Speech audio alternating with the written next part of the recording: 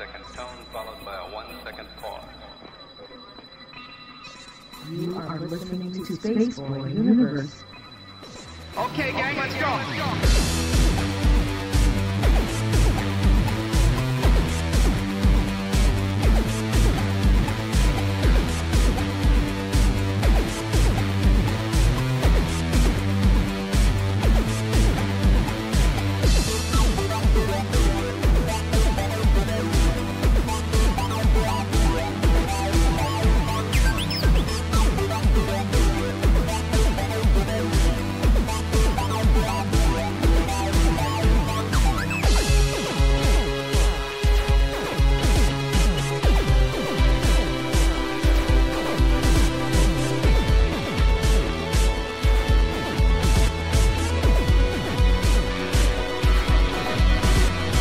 From the space city called Houston, Texas, welcome to Spaceboy Universe, featuring Spaceboy and the lovely Surlana.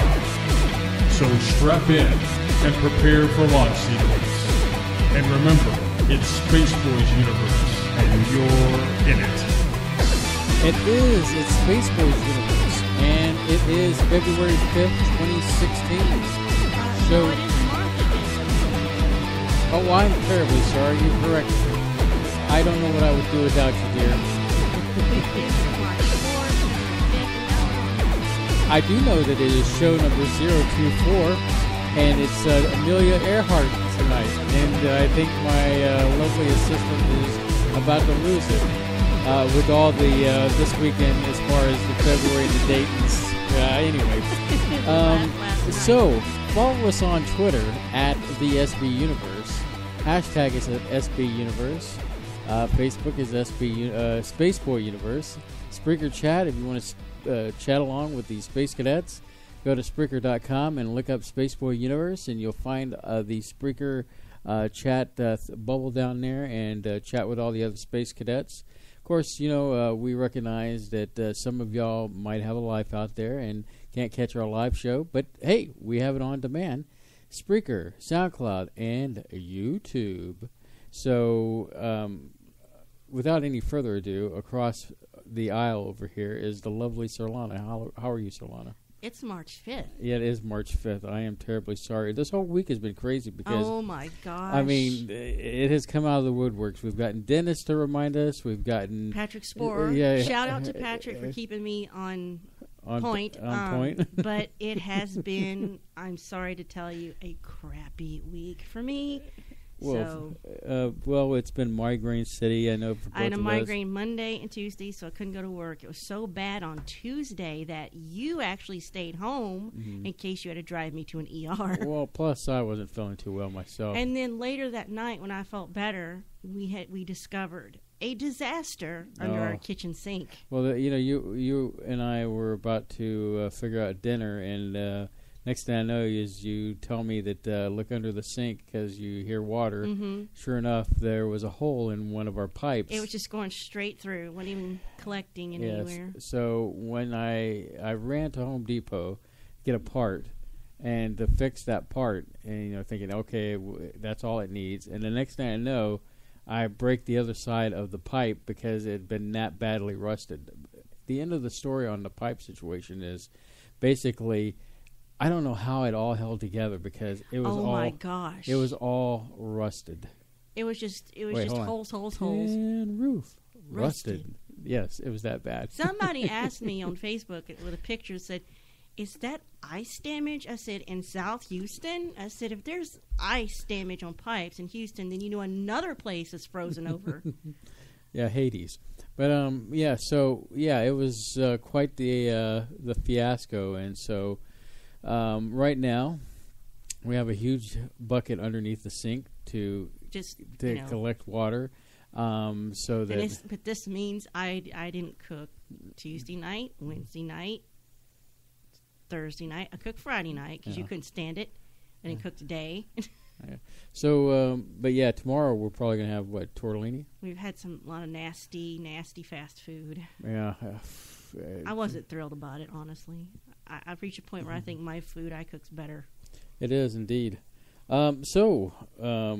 pipe situation, today I binge watch House of Cards. I know you're not much into my. Well, no, I was binge busy. watching. I'm not in that show, but I also had other things I had to do. Right, I understand. Some of these in preparation for fixing the sink. Show prep and stuff like that. Show prep and house prep. House prep, because Uncle Joe's coming over to help us. your Uncle Joe's coming to help us, thank God, tomorrow. Yeah. Well, the nice thing is that we're going to get a brand new sink. Yeah, not that you couldn't do it. I just want a second pair of eyes on the situation. An expert. Yeah, so, granted... we have to get him a gift card or something. It's like I've told you before that my father was a plumber. Yeah. My grandfather was a master plumber. And my great-grandfather was a plumber. Mom was an German electrician. Electric German? No. See, was she in craft work? Okay, that's going to go up there with circus pants and peanuts. Yes, exactly. And so I have a whole family that's been in the construction business, and so it's not like I don't know how to do those things. It's just I get worried that my craft work won't be up to your level. I understand. If I was you, I would want someone who actually really knew how to do all that really well. Mm-hmm. So I don't blame you. But I'll make a great assistant tomorrow when we get in. We should get him a Spaceboy Universe T-shirt. Yeah. I'm sure he'd be thrilled. So, yeah, while you were busy kind of doing those other things, I binge watched. Well, my day started at about 5 this morning because I just woke up out of nowhere. And so I started watching House of Cards. So I pretty much got, I'd say, 3/4 of the way through the season. And you know how I love binge watching Netflix. I think binge watching's a great thing because if you do have a show and you're into it and you just watch like Better Call Saul, oh my gosh, I have to see it, but we can't because it's being... Right, you have the wait. I don't like the wait factor It's on anymore. AMC on network TV. Now that Netflix has brought us... Hold on. I don't think you should even say that word tonight. Don't even go there. Don't even say that word. Netflix has brought us binge watching. It's hard to watch TV as it is, where you have to wait. Now, another show I'm watching right now is the one about the Stephen King book, about the JFK, where the guy goes back in time. On Hulu? Yeah, on Hulu, and I'm really enjoying that, and it's been great, with the exception of, waiting for each week for it to come out.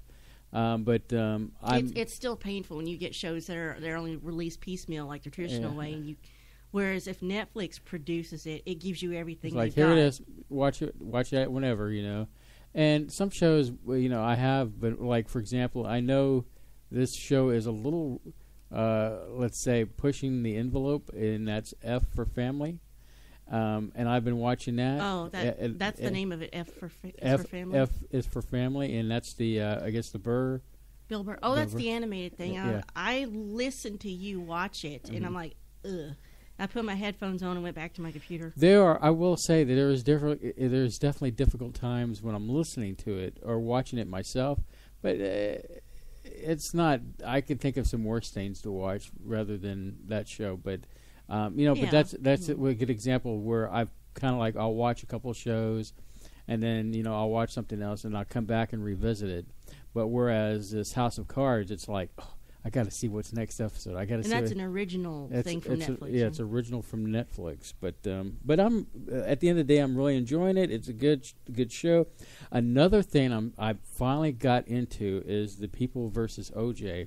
This is, I think, from the makers of American Horror Story. Is that kind of like a reenactment docudrama? Well, it's kind of like it's kind of reenacting everything that happened, and it's actually pretty good. If you like American Horror Story, the way it's from the people who made the American Horror Story. It's called America Crime Story, and this one is People versus O.J. And I think they're going to have another one in another season. But this one's actually pretty decent too. Going on the theme of TVs and stuff, our favorite Rick and Morty will be back. Sooner than expected. Yes, exactly. So that'll be fun. They have a better timetable than Venture Brothers. Surlana, I am worried about going to New Zealand. Well, don't go there. Well, because the New Zealandites are being terrorized by goats. New Zealanders? Yeah, they're being. I guess there's a gang of goats that's out there terrorizing the neighbors out there. Just a free roaming goats. Goat bandits. Yeah, banditos. So there's a story out there about these goats that are been harassing the neighbors out there. So if you're in New Zealand, we feel sorry for you. But I'm also kind of laughing at you too. Yes. Mythbusters finale was tonight. So we could see it tomorrow, maybe. It concludes another fine end of an era. Science show, end of an era. And it goes down like Mr. Wizard, some of the other science shows. I have enjoyed it. If you get to be jonesing for Jamie or Adam, especially Adam because he's a character, you can go to their website or just get on YouTube and look for Tested. They do videos. Adam has a lot of videos from his man cave / workshop where he builds things in a day, and it's a lot of fun to watch. Mm-hmm. So that's pretty good. And then I forced you to watch the Ghostbusters trailer. Well, you didn't have to force me. I mean, I was somewhat interested. Well, what'd you think about it? It's interesting. I would have to see a little bit more. You know what, though? The thing is now I'm comparing everything against Deadpool, and it's never going to measure up. But, how can you measure everything? It's like apples and oranges. But I think what I liked about this is that you get to see Slimer, kind of real briefly. And then we kind of talked about this, about the purist and the canon stuff, and how this is being called an AU, an alternative universe. It's a reimagining. If it was, it's not like continuation. It's not, it's all women now because it's in 2016. It's like they want to like retelling the story in a different way. So it's kind of like fan fiction from literature, which I know very well from the Jane Austen universe. So, yeah, I like the Steve Austin universe myself. But so you really want to be in pain tonight, don't you? Hey, well, we had a good time earlier. Well, I guess it was Friday. We put out another Data Bites, where we shouldn't do it so late, I guess. Yeah, we promoted. Yeah, the Data Bites song that I was inspired by the loop I had done for the show, but we had a good old time on that because we were delirious with giddiness, I guess. Well, yeah, you pushed a wrong button 3 times. Well, I couldn't get my act together. I would push I was like looking at the thing and it said Data Byte, so I'd click on the thing and it was the wrong one, and then I would stop it. But if anyone gets a chance to listen to that, Data Bytes, it's out there. You a few minutes. Yeah, it's not a very long clip. It's about maybe 5 minutes long. But at least you got the title of the segment right, Data Bytes, because we first started, you had data bit stream, data dump. I'm like, you name the dang thing. Why can't you get it straight? Yeah, data dump. That's a good one. Now it's trademarked. Yeah, data. Did you happen to also see that brief article about the MH370 found on Google? Apparently, an ex-Air Force guy was searching for UFO-related stuff on Google. It's an appropriate story for tonight's New theme. Zealand, out in the Pacific. But yeah, apparently he found this Google map, and it looks like a plane submerged underneath the water. And it's quite interesting. And so I don't know if Dennis can find that article and maybe post a link out there to his thing. But it was quite. It makes you wonder, Well, in that vein of aviation, DARPA has got this idea out for a new kind of aircraft. Oh. It's going to be designed like a hovering aircraft, like a helicopter, but a flying craft like an airplane. So they're going to call it, if it were to be real, the VTOL-X plane.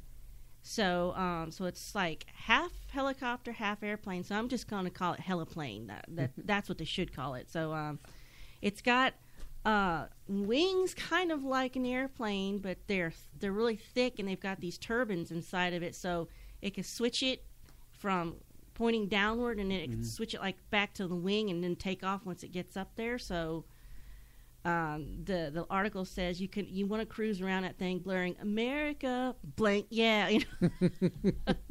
on that note, extra note, why don't we take a quick break? Oh, well, it's not quick, but it is a break.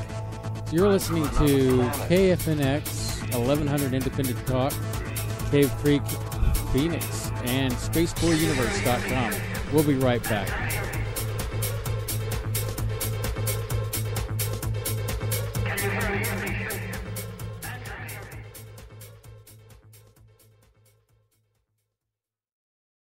Hey, Space Cadets!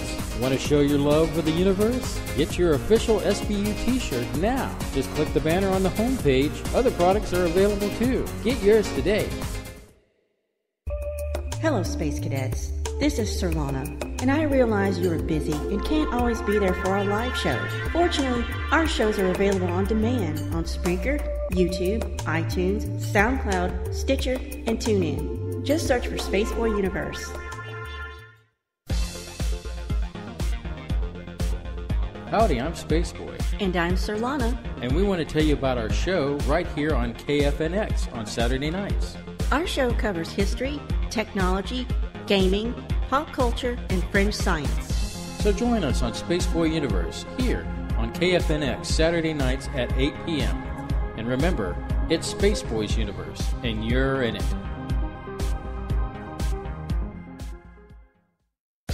This is author Jordan Root. You are listening to the Spaceboy Universe. This is K28, and I'm listening to Spaceboy Universe. Hi, y'all. This is Lori calling from Texas, and I love listening to Spaceboy Universe. Hey, this is Dave Cruz, host of Beyond the Strange, and you're listening to Spaceboy Universe. This is Wendy. I'm listening to Spaceboy Universe. Hey, y'all. This is Lorelai DeLille. I listen to Spaceboy Universe. Don't you? Tell your mom and them I said hi.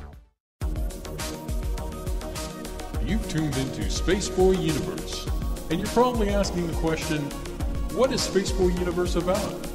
It's about history. It's about technology. It's about gaming. It's about music. It's about pop culture. It's about fringe science. Spaceboy Universe. Remember, it's Spaceboy's Universe, and you're in it.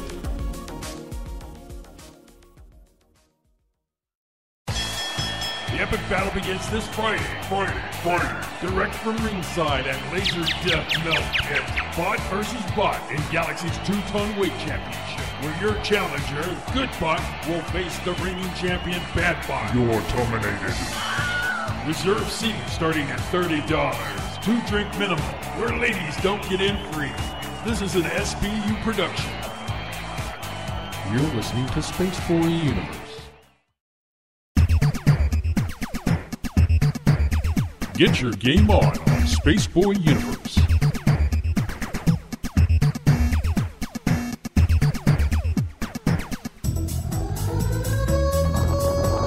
Level up with Spaceboy Universe.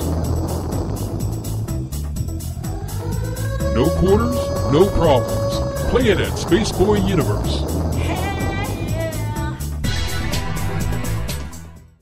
Hey, Surlana. Yeah, Spaceboy? A lot of people have been asking about T-shirts from the universe. They have? Yeah, in fact, they've been, seeing these things pop up here and there, and they've been wondering where to get them. Well, all you have to do is go to SpaceboyUniverse.com, and there is a banner ad right there you can click on, take you right to the store so you can grab a T-shirt for yourself. Is it just T-shirts? Well, no, there's more than just T-shirts. You can take a piece of the universe with you on many different kinds of products. Sounds cool. Go to SpaceboyUniverse.com. Hey, Surlana! What? If Spaceboy Universe was cheese, would you eat it? Come on now, it's a simple question. Maybe. SpaceboyUniverse.com. Techno, dance, atmospheric moods? Yes, my friends. My latest release, Digital, has something for everyone. Even makes a great gift for Grandma. Buy your digital download at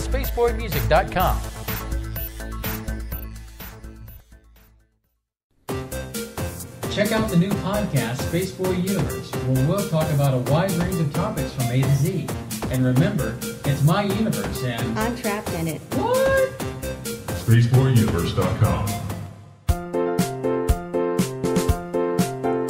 Hey kids, grab your milk and cereal. It's Spaceboy Universe time! Yay!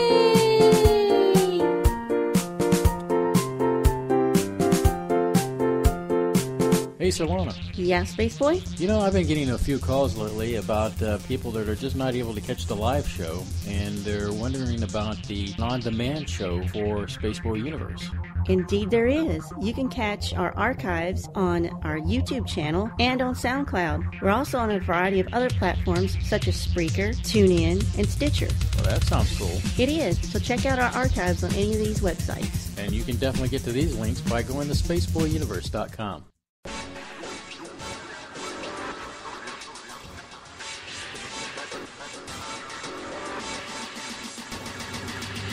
To call in, dial area code 713-701-5214. You are listening to Spaceboy Universe. Here are your hosts, Spaceboy and Surlana. Yes, indeed. It is Spaceboy and Surlana. Hey, we want to give a special welcome back to the two live crew Anyway, this is not hello. his night. Yeah, I know. I'm having an off night. I still think it's February, apparently. And so, yeah, we want to welcome Bev back to the Space Cadet team, and welcome back, Bev. So glad you're doing better. Yes, we are glad that you're doing better. So, should we kick this party off? Yep. All right. Get this party started. So, in case you don't know, tonight we're going to talk about Amelia Earhart, and the reason we're doing that is because every now and then, when Spaceboy allows me to, I will use this show as a format to learn more about a subject I don't think I know enough about or I should know about because of its historical significance or influence. Well, so that's because I like history, and then plus, yes. It's. So there'll be, I've already discussed with him, there will be some other significant females in history. Later on throughout the year, we'll sprinkle it around, and I've already got some ideas about that. Well, like if Lizzie Borden got in a fight with Helen Keller, who would win? I think Helen Keller would win. She's so strappy. Anyway, no one knows what that reference is from but me. That's a Venture Brothers reference, or season one. It had to be season one. Yeah. Anyway, I digress. So I mistakenly thought certain things about Amelia Earhart, like maybe she was the first woman to fly, but that's not the case. And as I was learning about her life, I realized whenever you have a historical figure or somebody that made a great achievement or a celebrity, you forget sometimes they are real people and they go through real everyday stuff like we would go through, good and bad. And they may have to have overcome some things to get where they are. So she's no different in that respect. And what's interesting about her is she grew up in a time where everything she did was unladylike. Even her own family didn't approve of the things she did. Well, she was quite the tomboy when she was a kid. Yes, and that was in a time when people you weren't supposed to do that as a kid. In Atchison, Kansas, July 24th, 1897. That's when she was born, to Amy and Edwin Earhart. Now, she had a kind of an upper middle class upbringing, but the problem was her father was an alcoholic. And we kind of talked about that, too, because I don't think he was like... I got the impression that he was more of an alcoholic because, I guess he had multiple jobs, right? Yeah, and I think that's the reason he had multiple jobs, is because the stress of trying to keep the family together. He couldn't. It was not uncommon back in that time for men to drink like that. And she'll get to a point in her life where she gets to separate of that, and then later on it will come back to haunt her with one of her flying crew. Mm-hmm. So she had a good upbringing for the most part. She got to run around and when she was a kid and play. But, like I said, with her alcoholism, constantly on the move, taking his family with him, he couldn't establish a career. I don't know if that's due to the alcoholism, but it sounds like it. So when things got rough, I guess, with the home life, her mother would send Amelia and her sister Muriel to their grandparents' home so they could, I guess, run and play and have adventures. And like you said, she was something of a tomboy, and that was frowned upon. It's unladylike. She liked to explore, climb trees, and ride the sled in the winter. But it was more than just, it was her and her sister that were like that they would go on adventures and do all these wonderful things. And in fact, later on, she went to Toronto to visit her sister. I don't know they never said what her sister was doing there. But she saw the wounded men returning from the World War I, and she decided she wanted to volunteer as a nurse's aide for the Red Cross. And it was during her internship there that she got introduced to pilots and other wounded aviators. So she would spend her free time while she was there watching the Royal Flying Corps practice at a nearby airfield. But this still wasn't really, a catalyst. So she goes off in 1919 to pursue medical studies because she was inspired by her tenure at helping out with the Red Cross. And she does this at Columbia University, but she had to quit a year later to be reunited with her parents in California. So while she was doing that, I guess her mom split from her dad, but then decided to take him back. So she joins up with him in California. And in the following year, 1920, Amelia's dad takes her to an air show at Long Beach, California, and she begs her dad to go talk to one of the pilots to see if they'll just take her on a ride. And they did, and it was only a 10-minute flight, but it was enough for Amelia, and that's what she got the bug. She had to learn to fly. Sometimes it doesn't take much for inspiration. No, it doesn't. So this is where I started really learning about her. She's not the first female aviator. Not only she's not the first woman pilot, she begins to take flying lessons from a pioneer in a female aviation, Anita, quote-unquote, Netta Snook. So there were plenty of, not plenty, but there were women in aviation at the time. So in 1921, Amelia buys a second-hand plane. It's a Kenner Airster. It's a biplane. She painted it bright yellow and named it the Canary. So she has an ambition to make a name for herself in aviation, and she would set a world altitude record for flying her plane at 14,000 feet. And then in 23, she became the 16th woman to be given a pilot's license by the world governing body for aeronautics, the Fédération Aéronautique. Now, up to this point, she'd been living off an inheritance from her mother's estate, and her mother was administering it. But the funds did run out. So she didn't have any opportunities in aviation at this point to make money. So her parents finally divorced. And Amelia went back across the country to enroll in Columbia University in 1925, but she had to give this up due to the limited finances. But she found work as a teacher and social worker, which was pretty fulfilling for her. So in 1927, she got back into aviation by becoming a member of the American Aeronautical Society's Boston chapter. So she's in Boston. And she also becomes a sales representative for Kenner Airplanes.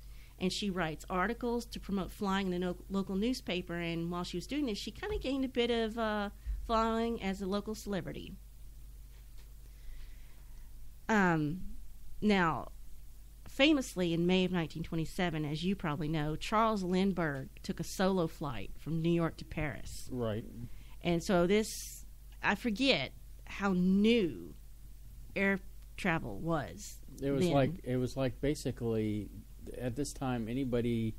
It was like astronauts, going to the moon kind of thing. See, there was at this point no commercial flights, right? There was no commercial flights. Everybody was doing it by boat. It's just, and we know how the people of Titanic got there. It's just so strange where you get from the Wright brothers to 1927. People are still not in planes, as far as passengers going from here to there. It's just people who know how to fly or want to know how to fly. So he does that. He does that solo flight from New York to Paris. So when he did that, it attracted a lot of interest in learning to fly for women. Mm-hmm. So in 1928, Amelia got a phone call from a Captain Hilton H. Riley, who was a publicity man and a pilot. He asked her, "Would you like to fly across the Atlantic?" And she said, "Of course." The catch is she would only be a passenger. And let's hold it right there, Surlana, and let's take this first break of the evening. Oh, well, it's second break, actually.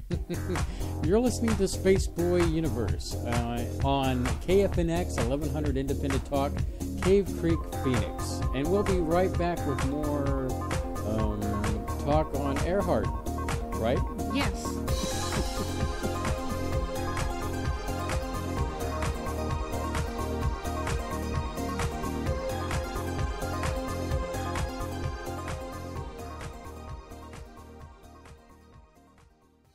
Hey, Space Cadets! Want to show your love for the universe? Get your official SBU t-shirt now. Just click the banner on the homepage. Other products are available too. Get yours today.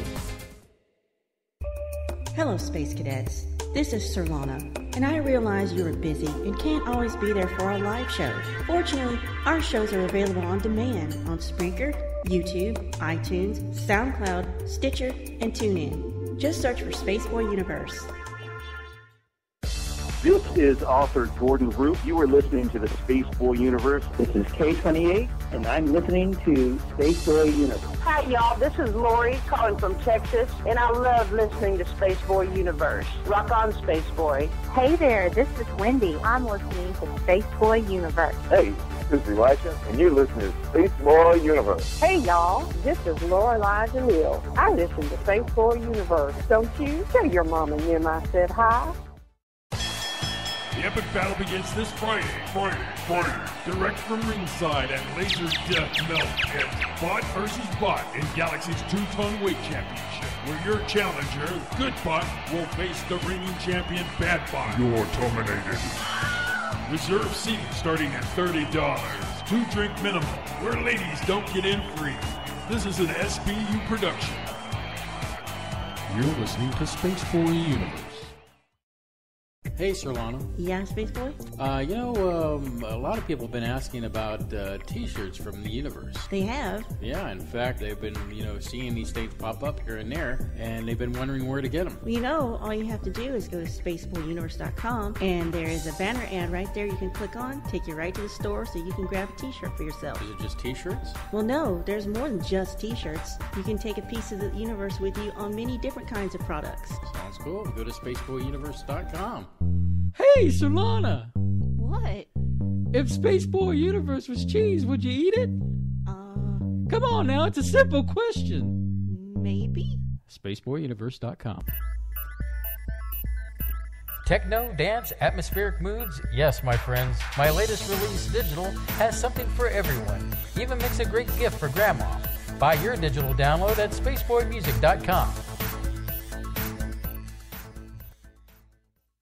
Hey, Surlana. Yeah, Spaceboy? I've been getting a few calls lately about people that are just not able to catch the live show, and they're wondering about the on-demand show for Spaceboy Universe. Indeed there is. You can catch our archives on our YouTube channel and on SoundCloud. We're also on a variety of other platforms such as Spreaker, TuneIn, and Stitcher. Well, that sounds cool. It is. So check out our archives on any of these websites. And you can definitely get to these links by going to spaceboyuniverse.com.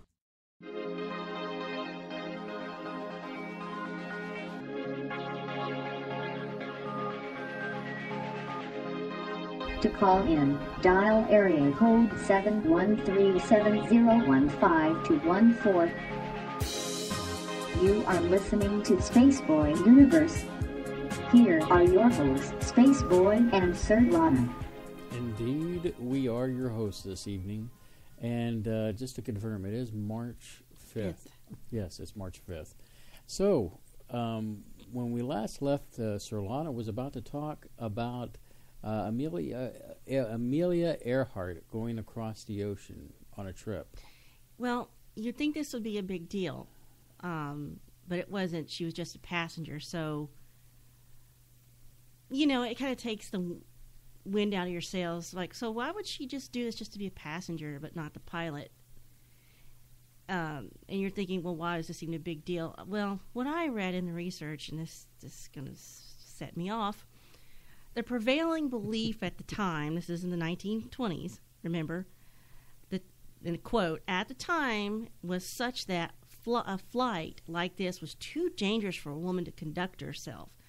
what the Sam Hill does that even mean? I know the general attitude towards women at the time, pretty much the same since the dawn of time, in 1927, 28. We're these little delicate creatures that have to be taken care of by men completely, and we're brood mares, and, don't do anything unladylike, don't wear pants, don't have your own opinions. But what on earth do they think is going to happen to a woman on an airplane over the ocean? Is she going to have her period and have a hissy fit and kill them all? I mean, it's like men don't understand how women work, and we're just humans like you. We get in a plane, anything could happen to you. It could happen. I just don't know what that weirdness was all about. Anyway, Amelia did it as a passenger. In 1928, she took off from Newfoundland on a plane named Friendship. And with her on this flight was pilot Wilmer Stultz and Louis E. Gordon, the co-pilot and mechanic. It took them 20 hours to get across the Atlantic, and they made it to Wales in the UK. Earhart did later confide that she felt like she was just baggage, like a sack of potatoes, and then she said, but maybe someday I'll try it alone. So, she comes back from this flight to a ticker tape parade in New York. Because, air travel was still seen as a big deal, and she was the first woman to be on a plane. Right, and it's kind of like what I was saying earlier, that it was almost like, like going to space. It was so rare and it so was. They special. said it's like going to the moon. So special and so unique that, so that was quite the celebration. She had a reception with President Coolidge, and they nicknamed her Lady Lindy, because of Charles Lindbergh. Mm-hmm. But she wasn't thrilled with that appellation. But so at this time, she meets a man named George Putnam, and he comes along thinking that her story would make a great book. And he'd already published with Lindbergh, so he knows about aviation. And this is when Amelia begins her personal and professional relationship with George Putnam. And through him, she learned to start doing promotional work, and even had her own line of clothing, which was sleek and purposeful. So that was kind of cool, I think. But, at this point, I think she's already come a long way, not to sound like an old cigarette ad, but when you consider she's come all the way to make a transatlantic flight, even as a passenger, that's a big deal. I mean, that's an accomplishment, everything she's done along the way. So she wasn't content with that. That's what I like about her. She'll make an achievement, and then she sets herself a new goal. She's like, I'm going to do it. And that's what I admire about her. Now, she went from a home plagued by alcoholism and divorce and lacking funds to world fame. So this is what I talk about. You never know what people who make these great achievements or celebrities or something had to overcome to get there.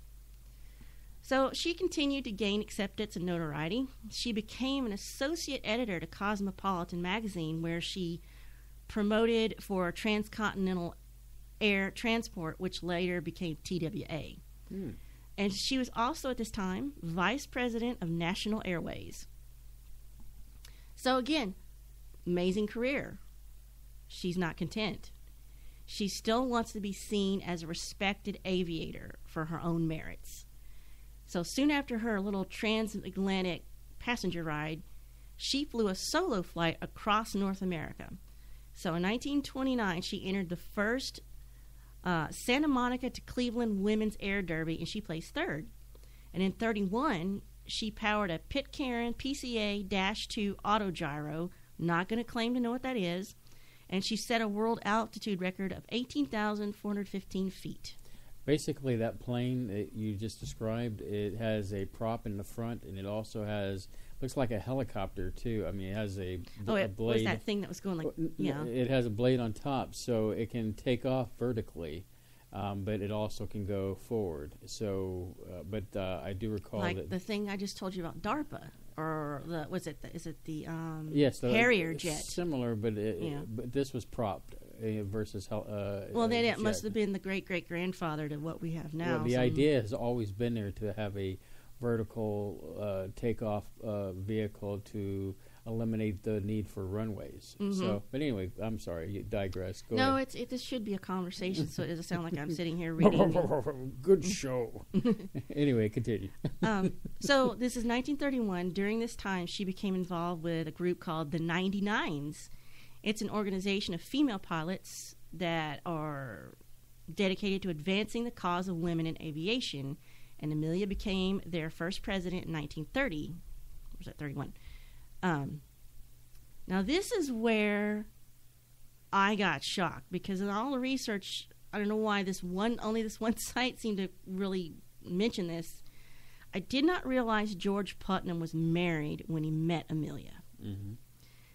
So the rumor was that they were having an affair, and it did lead to the dissolving of his marriage in 1929. But they kept insisting the whole time that their relationship was strictly professional. But shortly after his divorce, he actively pursued her. He fell in love with her. He asked her to marry him multiple times, but she declined on several occasions. However, he must have wore her down. In 1931, they did get married. And she said she wanted a true partnership with dual control, and that's what it was. She was a woman of decided, opinions, and knew the way she wanted to do things and knew what she wanted to accomplish, and I do admire her for that. I wish I could be more like that. But on the day of their wedding, she wrote a letter to him saying, now this is really where I kind of have to deviate from her. This kind of raised an eyebrow. She wrote, I want you to understand I shall not hold you to any medieval code of faithfulness to me, nor shall I consider myself bound to you similarly. I was like, wow. And notice she never changed her last name either. So my research, and all the videos we watched says that Amelia always presented herself as a gracious, if shy woman. But she seemed to have a firm resolve and a remarkable talent and bravery. But her outward demeanor may be reserved, but it seems to cover a burning desire to establish herself. And what's interesting to note is it's said about her at this time she was still not a brilliant aviator. She wasn't the best. But she did keep up with aviation during the first decade of the 1900s. But as the technology possessed for planes, such as radio equipment and navigation, she wasn't quite as skilled and on the up and up with it. And she was aware of that because she was used to flying by instinct, which I'm trying to wrap my head around of how do you fly by instinct if that's not something humans do is fly, from, since we were created. I don't know what that would come from. But she knew she had these limitations with the updated equipment, and I think this would be part of her downfall in her last flight.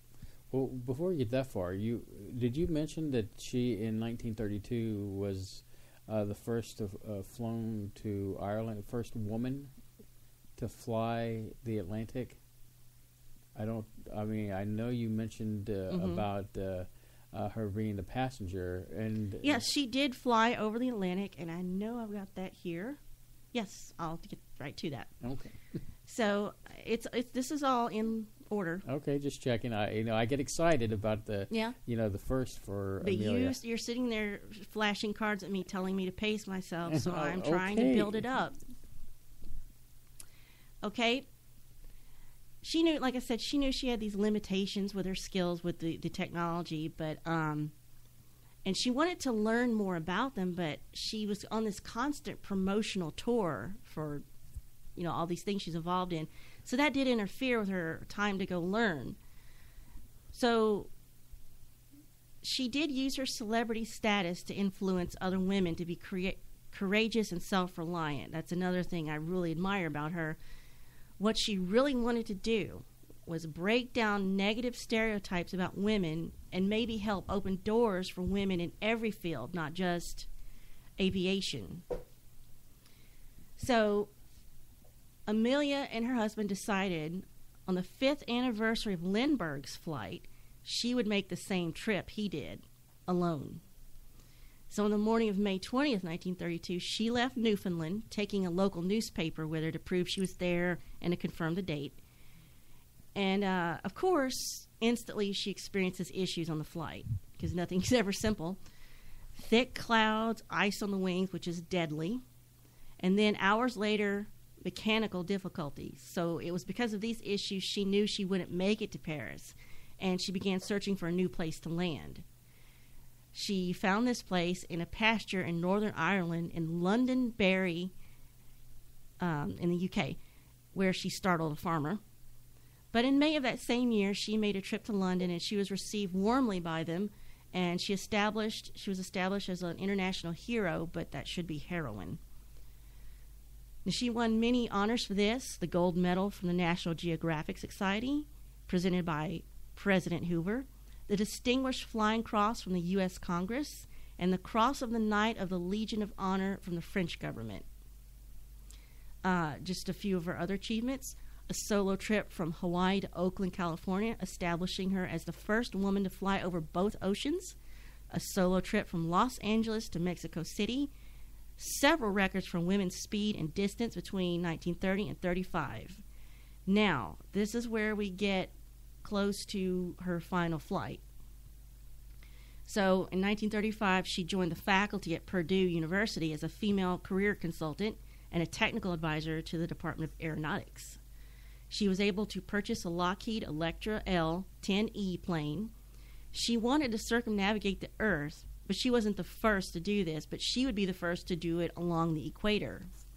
Her crew was Captain Harry Manning, Fred Noonan, and Paul Mance, all qualified and distinguished in their fields. So on March 17th, 1937, they left from Oakland, California, and almost instantly experienced intermittent problems with a flight across the Pacific and had to land in Hawaii for repairs. And it was pretty extensive repairs. So 3 days later, they knew something had went wrong when they were trying to do the takeoff from Hawaii. There's no agreement as to what actually happened, but Mance said it was pilot error. Although no one was hurt, the plane was shipped back to California for major repairs. So she comes back, and she and her husband are raising money. They're doing fundraising to do her next attempt. But she was exhausted and stressed out from the grueling fundraising efforts, and they had to wait for the repairs to the plane, ideal weather, global wind changes. But they said, okay, now this time when they take off, they're going to do it flying east. And Manning would not be a part of the team, and Mance couldn't join them because of a contract dispute, reportedly. You know, there's something else that I was just thinking of, kind of going back a little bit about her, that kind of testifies to her character. Basically, you know, she was a truck driver, and she drove a truck in order to pay to get her, I guess, what was it, her first airplane? Yeah. Yes, she did. She did jobs she could to get where she wanted to be. And I found that impressive in the fact that, you know, she took on jobs because she was a woman who knew what she wanted to do. And there's no denying that. And so I guess in the sense that she took on a job knowing that this is going to help me get what I need to, where I want, in order to fulfill her dreams and her aspirations. Like that time I cleaned the men's toilets as a temp job just to get some money.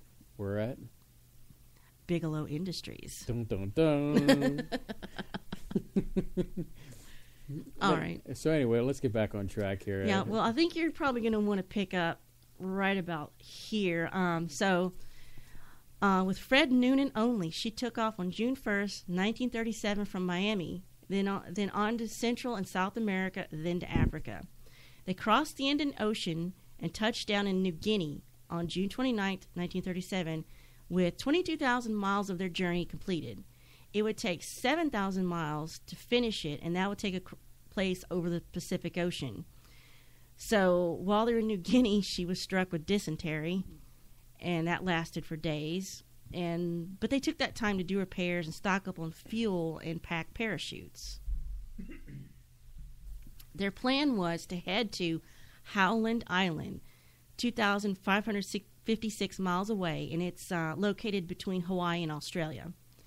It's this island is a flat sliver of land. It's only 6,500 feet long, 1,600 feet wide, and it's no more than 20 feet above the ocean. So it's like, let's pick the most difficult thing to find and the smallest thing to land on. Let's knock a flea off the back of the tail of a dog's, behind. That's pretty much, it's the Pacific Ocean is hard to fathom, and I like that word considering it's a bunch of water. You're so clever. Oh, thank you very much. Thank you. I'll be here all night. Dear God, I hope not. I mean, the Pacific Ocean is huge. No, I mean, and you have all these little speck islands, all over Atolls the place, and yes, exactly. And so you can imagine if you get a chance to look at the map of some of these islands that are out there, it's amazing the idea of trying to land on one of these in the middle of this ocean. Mm-hmm.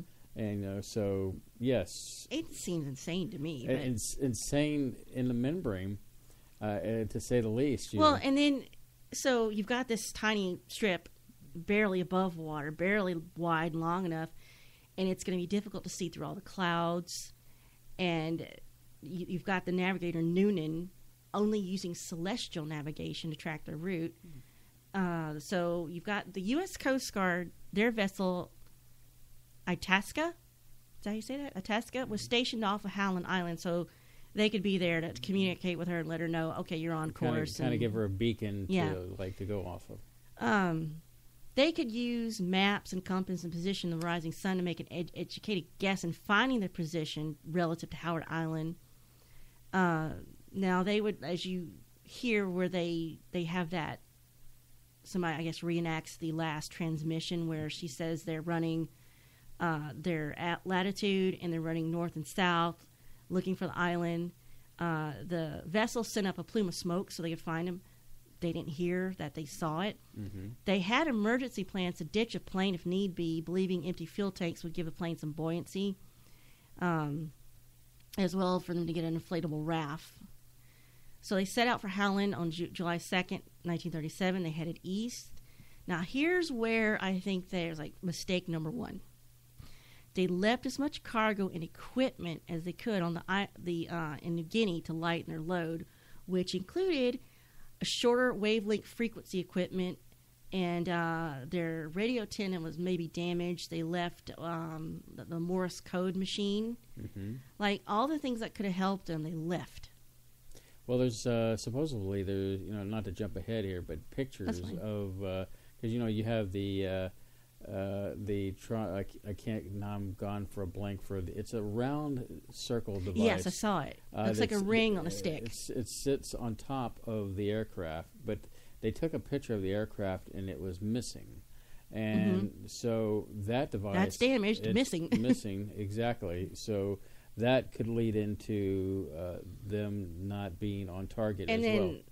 The conditions, it was very overcast, and if he was trying to look at the sky, later it's discovered they were also using out-of-date maps, which may be placing them 6 miles off of wherever they started from. Also, as they headed out, they had to go to a higher altitude because of weather.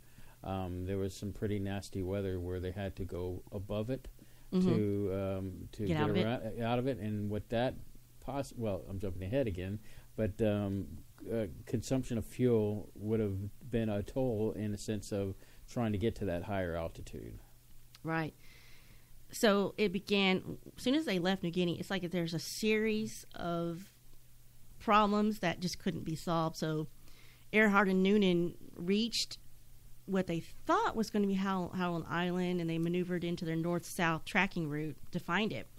They tried to find visual and auditory signals from the ship, but the radio communication was very poor that day. Now, there was also some confusion over what frequency to use. There was some kind of misunderstanding on the agreed-upon check-in time. She was operating on Greenwich Civil Time, and I can't say that word, Itasca was operating on Naval Time. So that set their schedules 30 minutes apart. So the last thing she did was on July 3rd, 1937, at 7:20 a.m., she reported a position, placing her Electra on course at 20 miles southwest of Nukumanu Island. Mm-hmm. And the ship did pick it up. And she's like, well, we must be there. We can't see you, and our fuel's running low. We haven't been able to reach you. We're flying at 1,000 feet. But the ship responded that there was no indication that Earhart heard their response. That island is also referred to as Gardner Island. Yeah. So the last communication was at 8:43 a.m. So the transmission was marked questionable because it's believed that Earhart and Noonan thought they were running along north and south, but the chart's position of Howland was off by 5 nautical miles. Like I said, they released smoke signals literally to try to, signal the plane, but they had no more contact. So they immediately started searching for her, and they had 66 aircraft and 9 ships, an estimated $4 million rescue authorized by President Roosevelt. And see, Amelia was friends with Roosevelt's wife, good friends. So who was his wife? Must have been Eleanor. There you go. She did have a name. Yes. So after their efforts ended, her husband Putnam financed additional efforts, working off tips from naval experts, even psychics.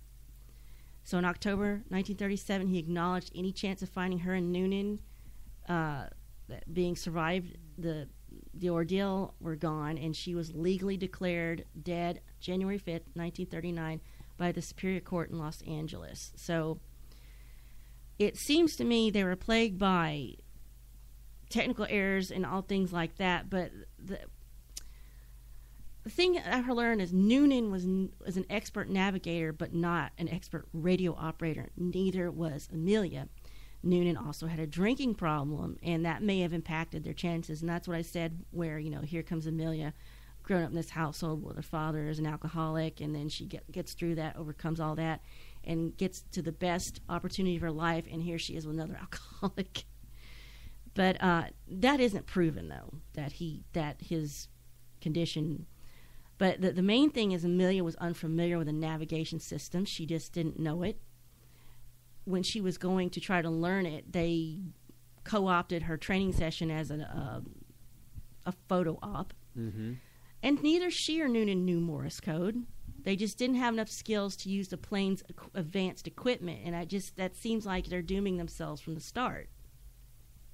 So now we get into what happened to them.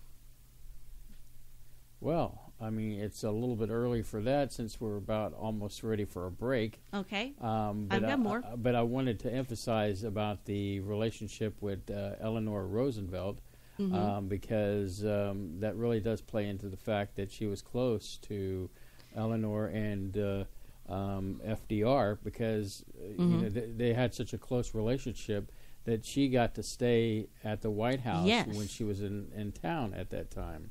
So, I mean, with that said, so just keep that in mind when we go into the next phase of our discussion here, which we'll do at the top of the, past the break here in a little bit.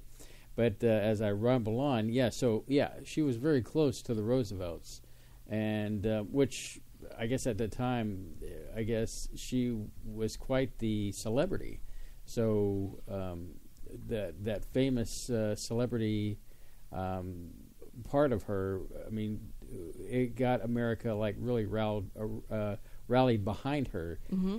In the so you can only imagine that when she set forth on this journey across the world, that everybody was listening to her via the radio and shortwave and all that good stuff. She'd be the first woman to do it. Mm-hmm.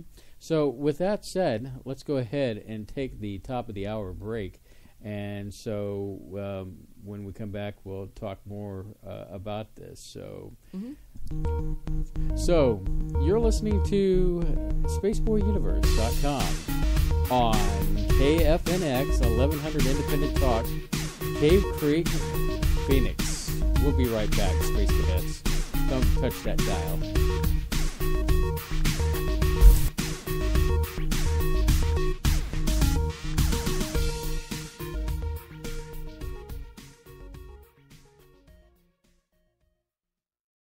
Hey, Space Cadets! Want to show your love for the universe? Get your official SBU t-shirt now. Just click the banner on the homepage. Other products are available too. Get yours today. Hello, Space Cadets. This is Surlana, and I realize you are busy and can't always be there for our live show. Fortunately, our shows are available on demand on Spreaker, YouTube, iTunes, SoundCloud, Stitcher, and TuneIn. Just search for Spaceboy Universe. This is author Jordan Root. You are listening to the Spaceboy Universe. This is K28, and I'm listening to Spaceboy Universe. Hi, y'all. This is Lori calling from Texas, and I love listening to Spaceboy Universe. Rock on, Spaceboy. Hey there, this is Wendy. I'm listening to Spaceboy Universe. Hey, this is Elisha, and you're listening to Spaceboy Universe. Hey, y'all. This is Lorelai Jamil. I listen to Spaceboy Universe. Don't you? Tell your mom and them I said hi. The epic battle begins this Friday. Direct from ringside at Laser Death Melt. It's Bot versus Bot in Galaxy's 2-ton weight championship, where your challenger, Good Bot, will face the reigning champion, Bad Bot. You're terminated. Reserve seating starting at $30. 2-drink minimum, where ladies don't get in free. This is an SBU production. You're listening to Spaceboy Universe. Get your game on Spaceboy Universe.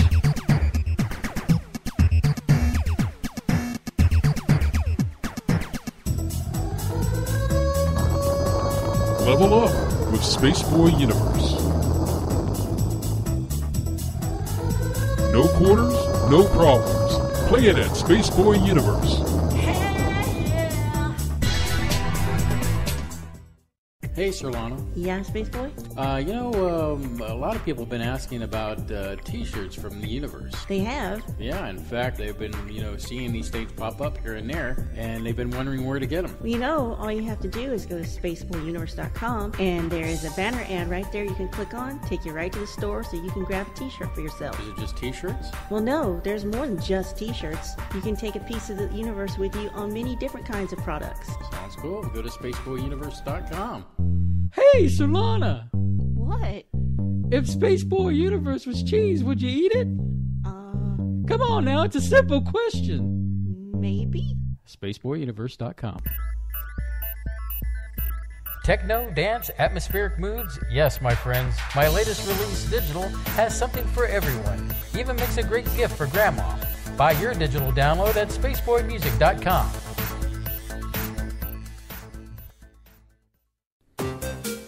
Check out the new podcast, Spaceboy Universe, where we'll talk about a wide range of topics from A to Z. And remember, it's my universe, and I'm trapped in it. What? SpaceboyUniverse.com. Hey kids, grab your milk and cereal. It's Spaceboy Universe time. Yay!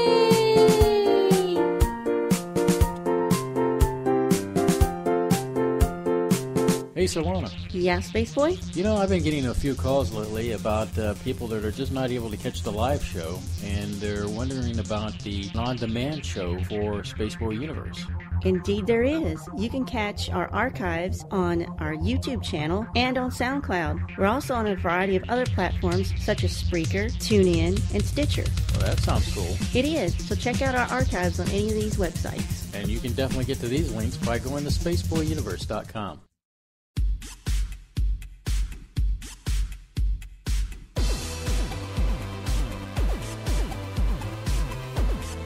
To call in, dial area code 713-701-5214. You are listening to Spaceboy Universe. Here are your hosts, Spaceboy and Surlana. Just want to remind everybody about next week's show, which should be March 12th. I got that correct. It's going to be JFK with Gordon Roop. Yes, Gordon Roop is back, and he's in the house. He'll probably be frisky as ever. Which means I can sit back, do chat, y'all talk. So that should be a great show. Not to say that none of our shows are bad. It just sometimes there's a show that comes along that's like, oh wow, that was a good show. Any show that we have a guest to talk to is probably a little bit better than the ones where we don't. Where we're joining on and like now, for instance. So when we last left, I was kind of bragging about how Amelia was big fans, her fan. Well, Mr. President, big fan. Yes, thank you. Especially Eleanor Roosevelt was a big fan of Amelia. And so, but you were elaborating a little bit more about some of the other things there, Noonan and all that good stuff. What's up? Was? Yes, you were. Well, I was just gonna start talking about the theories of what happened to her, but you said that they were good friends, and that is why Roosevelt sent all these resources to find her. Right.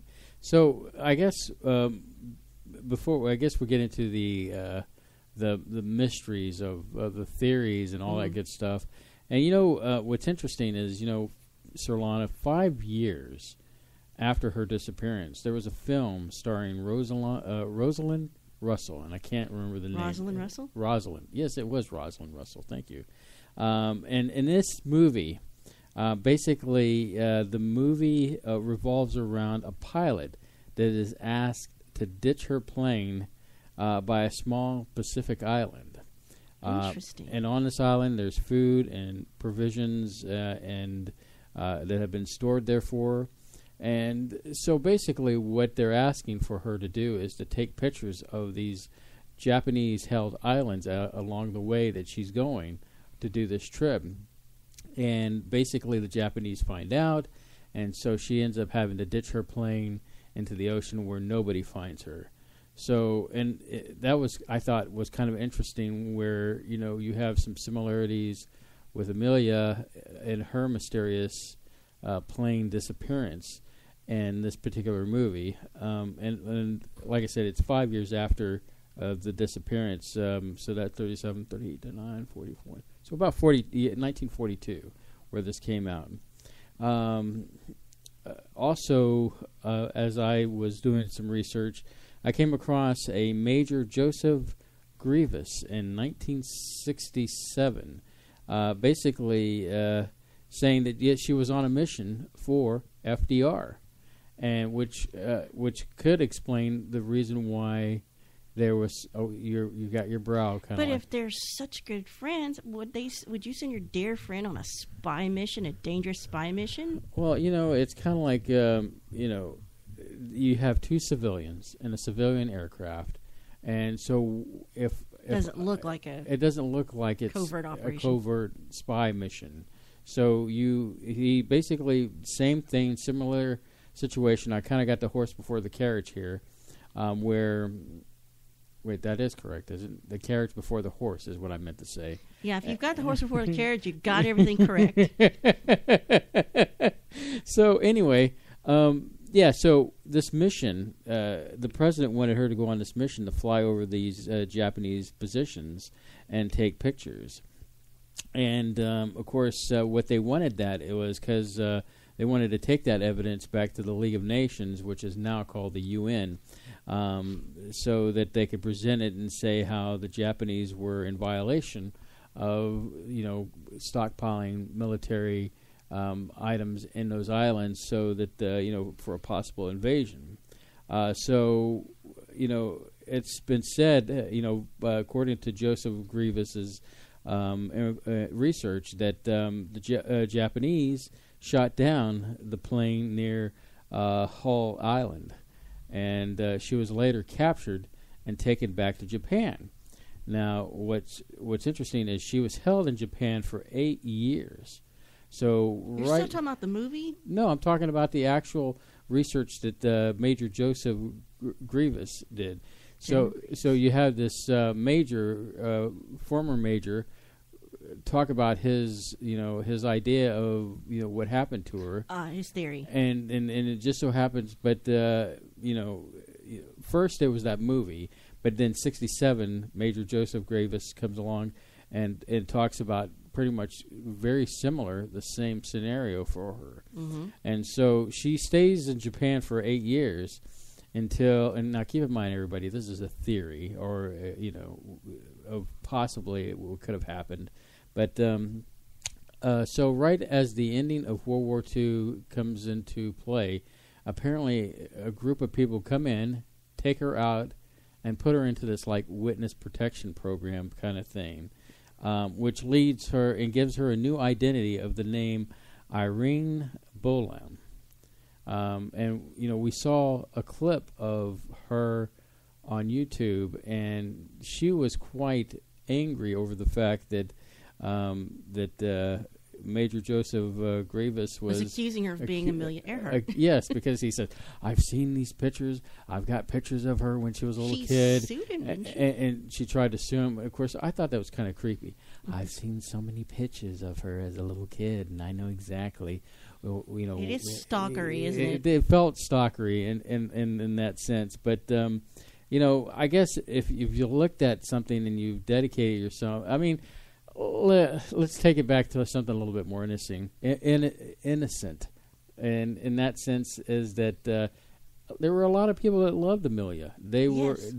She was a star in her own right, and inspired many people. The proof of that is the major expensive effort that the president went through to find her. And then their husband, and and so you basically have once her airplane goes missing, you basically have all these ships and aircraft. It's in fact, unprecedented. 63 planes covering the area, dozens of naval ships. They basically cover 25 nautical square miles. They wouldn't do that today. No, in fact, they would not spare the expense to do that. And I'm trying to think back to when that plane. Where's my notes here on that stupid plane that went down? Oh yeah, here we go. The MH370. Although there was a search for the plane, there was not the search quality or equal to for Amelia's search.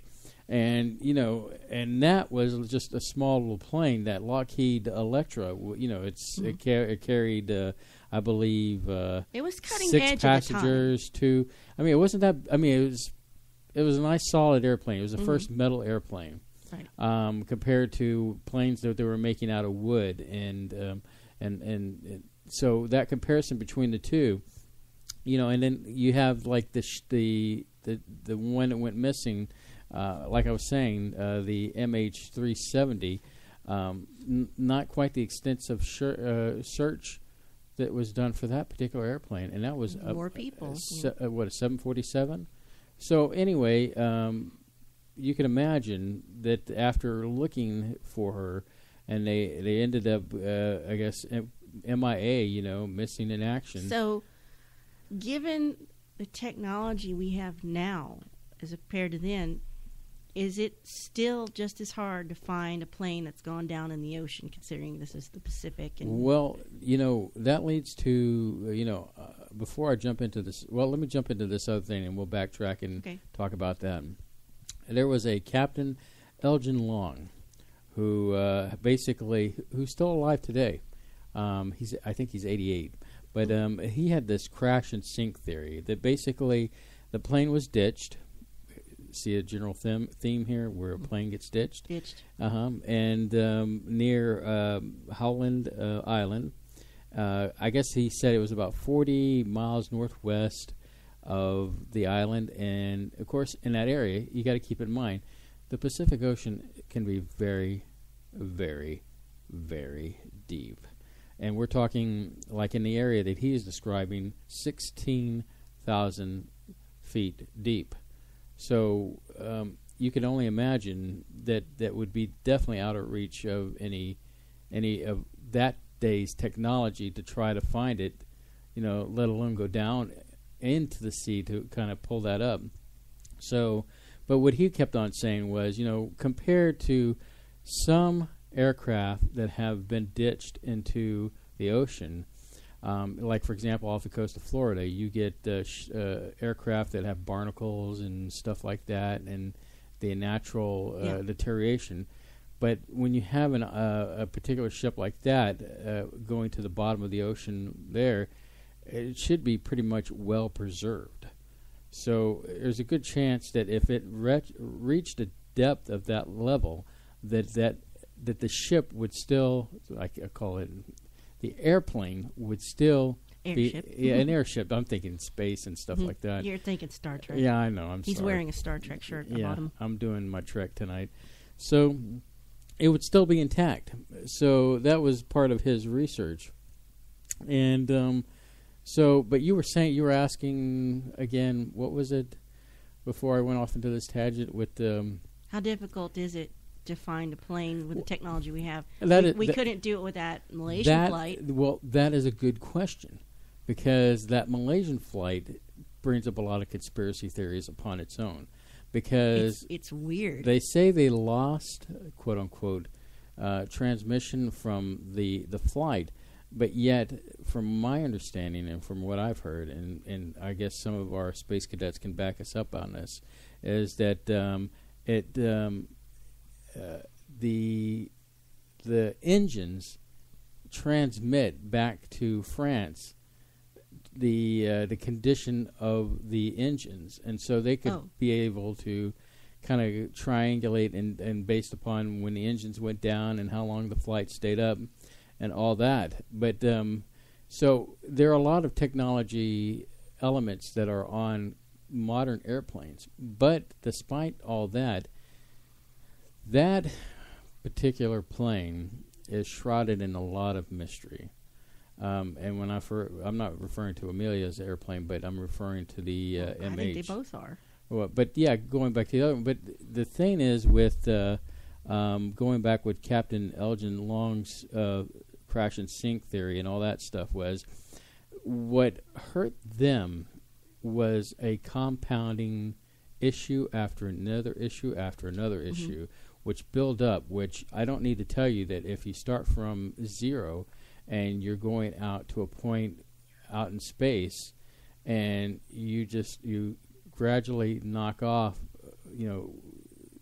a trajectory left or right or, whatever, you're off course. It's very easy to get off course, to go from zero, like say 100, you can easily get that, not end up where you should be. And so it's very conceivable that they could have been off and they could have gone, Gardner Island is what we were talking about earlier. And it's interesting that comes up is because there was a part of the metal fabric of the airplane that had been patched with an aluminum part, which recently, within the past couple of years, was found on an island. Now the thing is that no significant crash debris has been found for Amelia's plane. What about that one panel? Well, that one panel, yeah, but that's that panel. And that could have just fallen off randomly. Exactly. It could have been a bad patch thing or some bad weather they got in and knocked it off, or conceivably when the plane did crash into the ocean or ditched, that particular part could have popped off and then floated to wherever they end up finding it.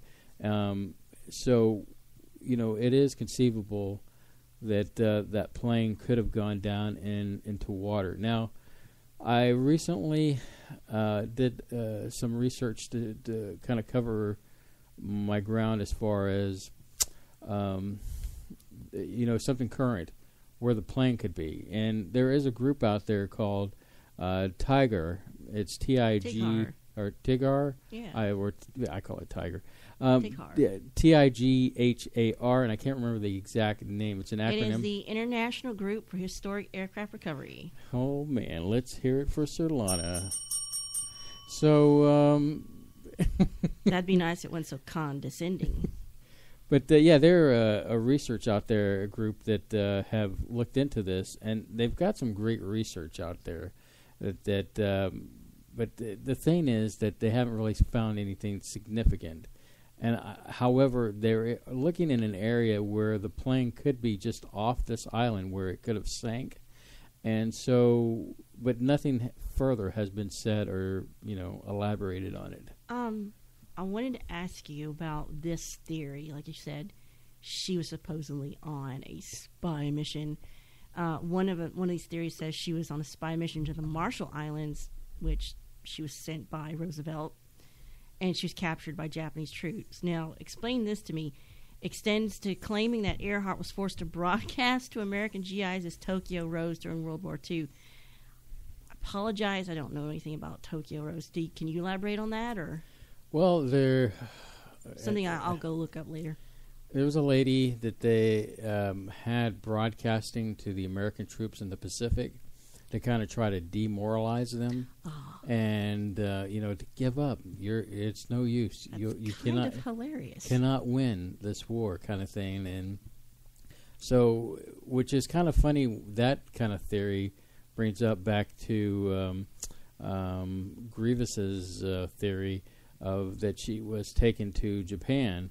And so, but I find it hard to believe that she would do something like that. I think that she would, yeah. I don't know, but it seems like she'd probably rather die than do that. I mean. And there is other theories that say that she did get captured by the Japanese and either tortured and killed or tortured and released. Yeah, exactly.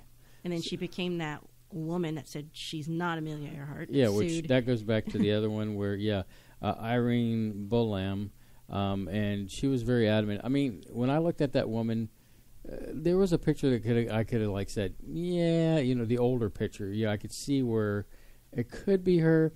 But what gets me is that she had Amelia Earhart had this gap between her teeth, and this woman didn't quite have the same teeth. Even if over time you get shuffled around, or might have been fake teeth. You bring up a good point. It could have been, but they looked crooked. So if they were fake teeth, I don't think you go out and you buy crooked fake teeth. That would be the ultimate double bluff, though. But she was very passionate about saying, I am not Amelia Earhart. But what I found funny about that is that she was so. How dare you call me Amelia Earhart? That's a dirty word or something. Like a lady, you should feel. I would like if somebody said, you're Bruce Campbell, or hey, appreciate that. I guess I do kind of look like him, or something. I'm not saying I look like Bruce Campbell. He doesn't look like Bruce Campbell. But what I'm saying is that I would be flattered in the sense if somebody called me somebody. A celebrity of some kind, just as long as it's not a Kardashian. And that made me shake the table. Well, the ones that seem to have the greatest credibility, the theories, is that they had to ditch the plane or crash and they perished at sea. So they say there's a lot of navigation experts that will support that theory. Because of their poor planning, poor execution, their lack of knowledge of the equipment, and leaving the equipment behind, that's just, they kind of set themselves up for failure from what it sounds like to me. And then, the conditions of the sky and just, right off the bat, if I'm flying over an ocean, the one thing I'm going to make sure that I have is a life raft of some kind so that if, because the odds are is, you're doing it for the first time. Could it possibly be that you're going to end up in the water some way, fashion, or form? Or let's say this. Let's say they actually make it to a island and they're able to land, and it's not the right one. What if you need to get off the island? I mean, what if you don't have Wilson there to help you create a raft so that you can get off the island? Or duct tape. Or duct tape, or all that good stuff. You can construct everything, as we learned from Mythbusters. So, that would be definitely on my list of things to make sure to have is some kind of life raft. Like the one theory says that recent physical evidence said that maybe Earhart and Noonan, they flew without radio transmission for some time after their last signal.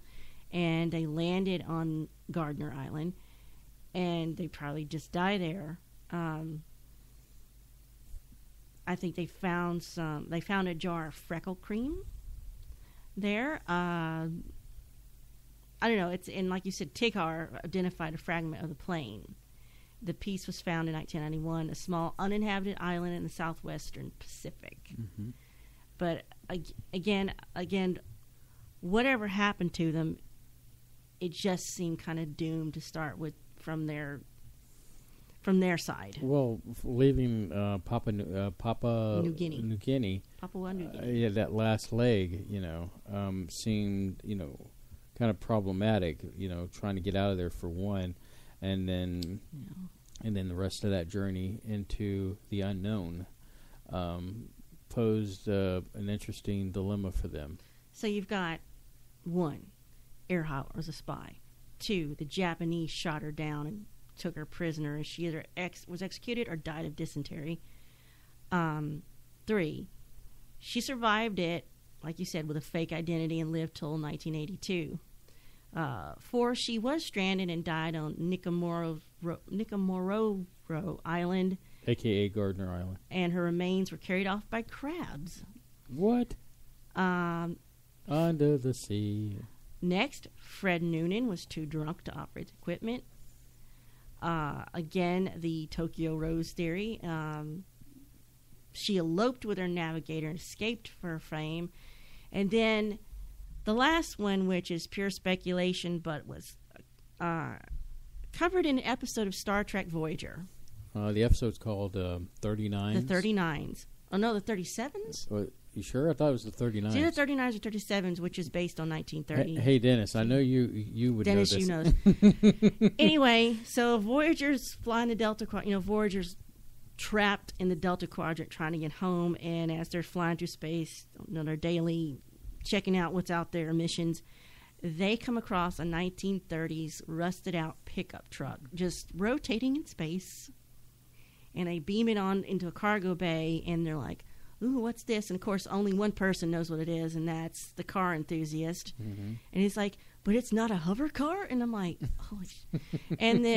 And Janeway's like, oh, I recognize this because it was covered in that manure smell. And they find this planet close by, and it's not uninhabited, is it? Yeah, it's inhabited. It's inhabited. But and they find this cave that has all these compartment capsules in it, and there's these not animated, but in suspended animated. Yeah, frozen, whatever, yeah. people sickles from the 1937 or 39, and one of them is Earhart, one of them's Noonan, and the other one is a Japanese soldier.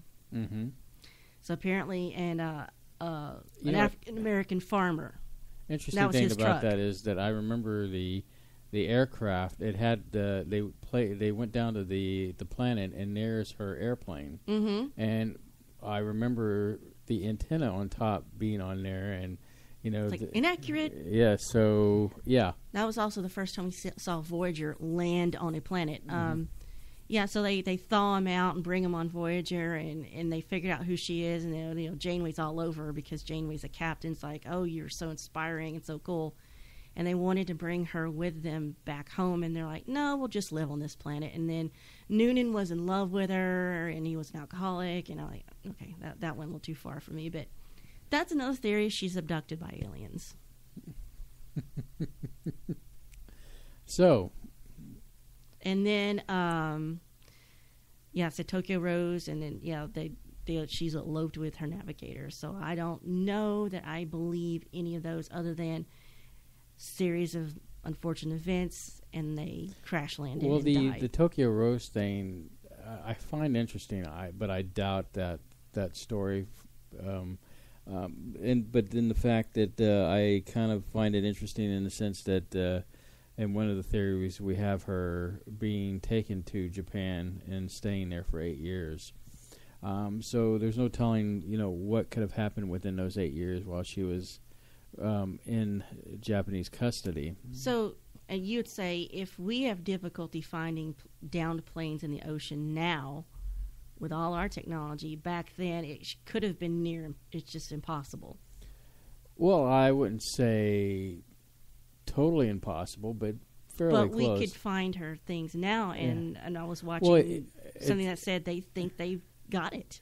Well, the thing is that there's technology with these Google Maps and satellites that they're finding ancient cities that have been covered over in South America and then also in Africa and parts of Europe and Asia. So like there was this recent picture done of Stonehenge.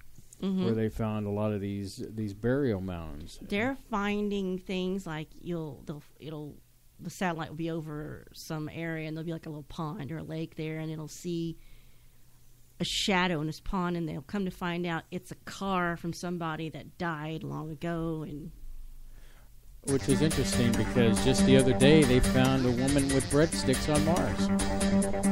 No, dear, it's garlic bread. Okay. Well, with that said, this is KFNX 1100 Independent Talk, Cave Creek, Phoenix, and this is Spaceboy Music. We'll be right back to talk... Universe. Yeah, Oh, that's right, Spaceboy. It's March 5th, and you're listening to Spaceboy Universe. But you can listen to Spaceboy Music if you'd like to. That's us as well. Hey, Space Cadets. Want to show your love for the universe? Get your official SBU t-shirt now. Just click the banner on the homepage. Other products are available too. Get yours today. Hello, Space Cadets. This is Surlana, and I realize you are busy and can't always be there for our live show.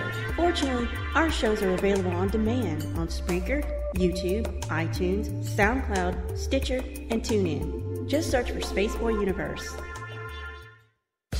This is author Jordan Root. You are listening to the Spaceboy Universe. This is K28, and I'm listening to Spaceboy Universe. Hi, y'all. This is Lori calling from Texas, and I love listening to Spaceboy Universe. Rock on, Spaceboy. Hey there, this is Wendy. I'm listening to Spaceboy Universe. Hey, this is Elisha, and you're listening to Spaceboy Universe. Hey, y'all. This is Lorelei DeMille. I listen to Spaceboy Universe. Don't you? Tell your mom and them I said hi. The epic battle begins this Friday.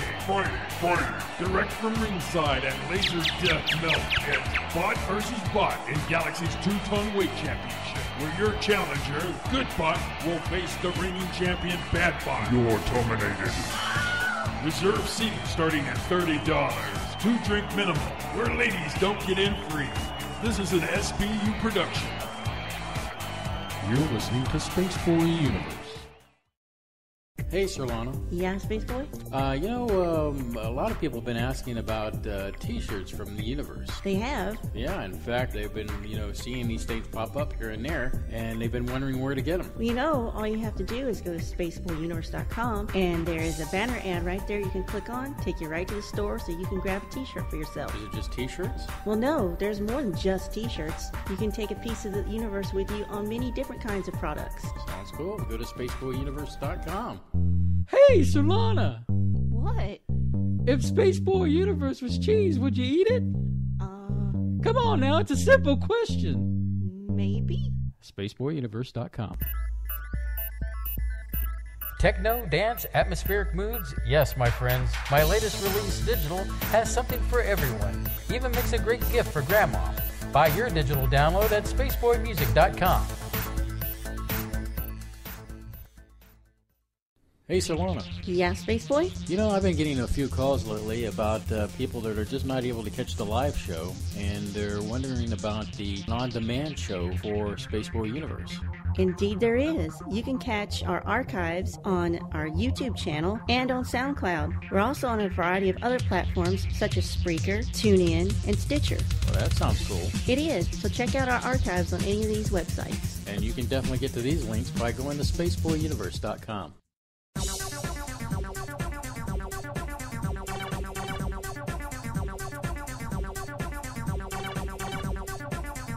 To call in, dial area code 713-7015-214. You are listening to Spaceboy Universe. Here are your hosts, Spaceboy and Surlana. All right, we're back, and this is the final leg, and hopefully we don't go missing in the Pacific. during this last segment of Spaceboy Universe. And, wait, no funny? Well, I know why you did it, because Spaceboy music came first. Well, it did, and it's been around a long time. I've been trying to get that, But now you have subsumed it in the universe. Yes. The universe takes precedence and is overall. Yes, the universe covers everything. I just kind of try to keep reminding myself of that. So, Surlana, any final thoughts? Yes, I was going to ask you, do any of those theories stand out to you that, like, okay, that one I believe, or I think that's most plausible? Well, at the end of the day, this is what I think. I think that they had a lot of issues in that last little bit of their flying time coming from Papua New Guinea. So it was just a matter of time, one thing leading to another, that, it was, this, it was that, using up more gas. So it's all the circumstances. I think they ended up having to ditch the plane, and they couldn't be found. I agree with you, and I think it's just like maybe they jumped out of the plane, and that's the last we'll ever see of them. But anyway, we have the legacy of Earhart's life and career celebrated on July 24th, which is her birthday, and it's Amelia Earhart Day. I will try to remember to celebrate it this year. Mm-hmm. Her legacy is that she made many records in aviation, but what she really wanted to do was change things for women and how women are perceived. She wanted to make a statement about the worth of women and that women can excel in their chosen professions and have equal value to men. And I will leave on this quote of hers, where she said, "Women, like men, should try to do the impossible, and when they fail, their failure should be a challenge to others." And with that note, caller, you are on the air. Who's calling? Hi. Hey, how are you, Bev? You sound good. I'm doing good. Doing good. How are you feeling? Oh, I'll tell you, feeling a lot better. I'm so happy to hear that. Yeah, we've missed you for the past couple of shows, but we're glad. I know. We're glad that you are doing better.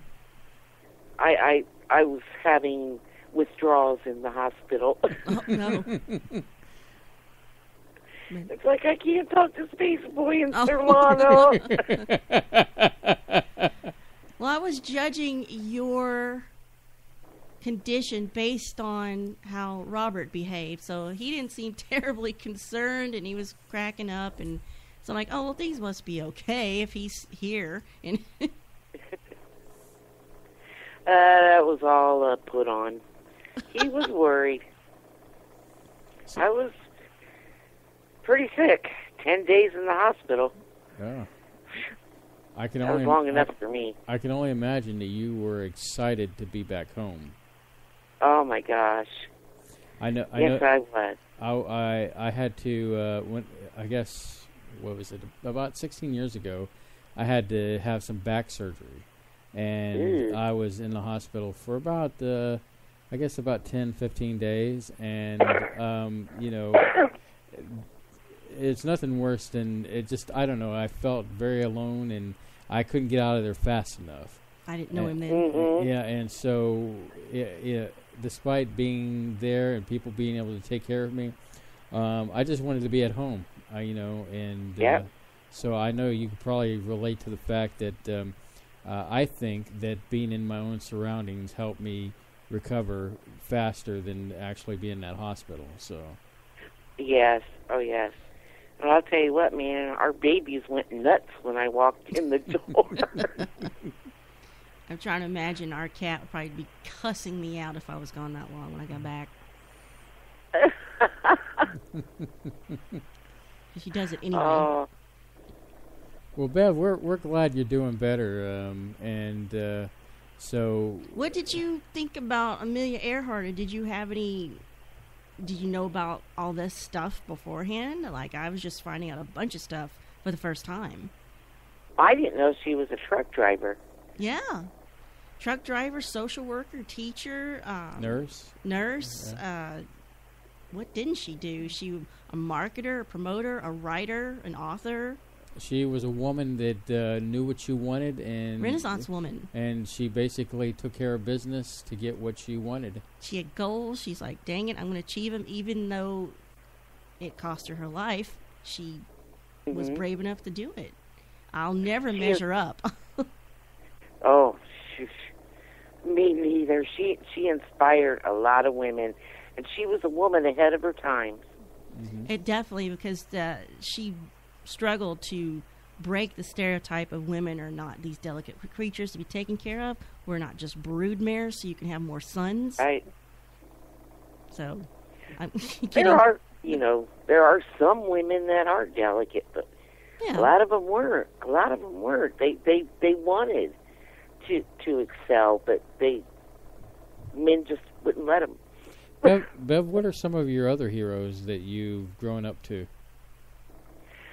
Oh, wow. Helen Keller. She was... I had an uncle that was deaf. Mm-hmm. And so I related to her. I mean, to be deaf and blind, I mean, that's just... I just couldn't imagine it. No. And to overcome those obstacles, yeah. Right. And she overcame a lot of, she wasn't going to let that, bring her down. She used it as a tool to help her through life, I guess you could say. Mm-hmm. I mean, and I can't think of that other woman. Oh my! I'm drawing a dead head here. I guess I threw you a curveball, didn't I? You're like, yes, you did. Experiencing what Spaceboy's experiencing. He doesn't know what day it is. Oh, yeah, he doesn't know what program this is. Yeah.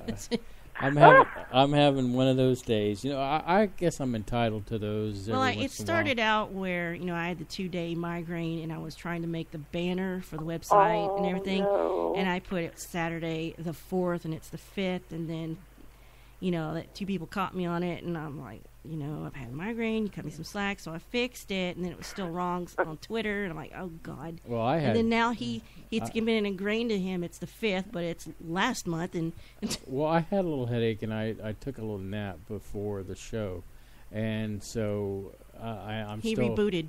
Yeah, well, not quite. I guess I didn't take the updates, but hopefully later tonight I'll be 100% back in the saddle again. But yeah, you got to be on your game for when Gordon's getting. Oh yeah, I know Gordon is going to be on next weekend. I definitely have to have my game on. So, but anyway, Bev, thanks for calling. We're so glad you're better. You sound great. Yeah. I just wanted to thank everyone for all your love and prayers that you sent me, and it just means so much. Well, you make sure Robert takes care of you, okay? Oh, we take care of each other. We try. All right, Bev. Take care, my dear. Thank you, Bev. Well, you guys take care, too. I love you. I love you, too. Bye-bye. Bye. That was good to hear. Always good to hear from Bev. So our one loyal, dedicated fan. Well, I don't know. K28 is quite the Uber fan out there. Yeah. Yeah, so, I mean, it's may hard. have to have them arm wrestle each other one day. Settle it like... Who would win in a fight between Bev and K28? I don't know. Hey, Deb! Well, ultimately, it'd be Fran. Probably Fran. Yeah. Yeah, I'm scared of Fran. But, yeah, we will, whenever you're so inclined to allow me to do it at some point, I'm going to pick... I've got at least 3 other women from history. One that I don't think a lot of people know about, so I'm excited about talking about her. I won't tell you who it is. I was going to ask. No, because I don't want anybody to poach my ideas. I can't imagine anybody else doing a show on... I mean, are they Friends-related? No, these are factual, historical people. Oh? Is one of them happen to be Austin? No. Okay. I won't do that to you. I mean, I mean, I can get my own little free podcast and put it out the universe for people to not listen to me if I want to talk about Austin. Just is one of them John Cena? Stop that! You busted my ears out. Sorry. We've been cracking up lately watching crazy videos on YouTube. We watched a compilation parody of different people. Somebody put all these videos together of Drake's Hotline Bling. Oh, that was a good one. Where people had done different things to him. I love it when he has that tennis racket and he's like, hitting the tennis balls. That's pretty funny. I posted it on my Twitter, but I didn't include at the SB Universe or Spaceboy. So if you go through my Twitter feed, you'll find it was in response to Natalie and Lisa, so you might find that I posted it there. So. Yeah, Susan B. Anthony, that might be worth looking into as well. I don't know enough about her. She got on a dollar, Oops, sorry. Sorry, I was choking up there. Yeah, so she was on the Sacagawea dollar. Sacagawea dollar? Uh-huh. You're just batting 1,000 tonight. I'm sorry. Bless your heart. I feel for you. Thank you. I appreciate it. I'm glad somebody feel some sympathy for me tonight. Well, I'm kind of obligated. Oh, okay. Marriage and whatnot. By contract. Yeah, contractually obligated to care. According to the Spaceboy Universe contract. So sometimes it feels like that. Indeed. Because certain things I can't get out. I like this broadcast for one thing. Well, you got me kind of curious on these. You say it's 3 women? Yes, and that card was around here somewhere. It's gone now. So I know it's one of them's not Jane Austen. No, although I won't. I would probably sit across from you and just drool and go, what? Well, we could do a counterpoint thing. We could do a Data Bites where you talk about why zombies are cool, and I talk about why Austin is cool, and then you could tell me about why you think Austin is boring, and I'll talk about look, zombies are boring and predictable. You always assume that I think Jane Austen is boring. It's just got to be something about it that just it's like you flinch every time I mention it. It's just because I automatically think of Colin Firth, right? Firth. I automatically think of Colin Firth too. See, and that's what bugs me. And you should see, she is smiling like she's. But not just him. When you talk about Pride and Prejudice, it's him, and now the guy who played Darcy in the Lizzie Bennet Diaries. And if you have not seen the Lizzie Bennet Diaries on YouTube, which is free, and you like Pride and Prejudice, go treat yourself. It's awesome. It's a modern adaptation done entirely on YouTube as a vlog. I do like the idea of watching Pride, Prejudice, and Zombies and doing maybe a Data Bites thing. I just don't know if I can bring myself to do it or not. I'm kind of wishy-washy about it. See, you're one of those purists.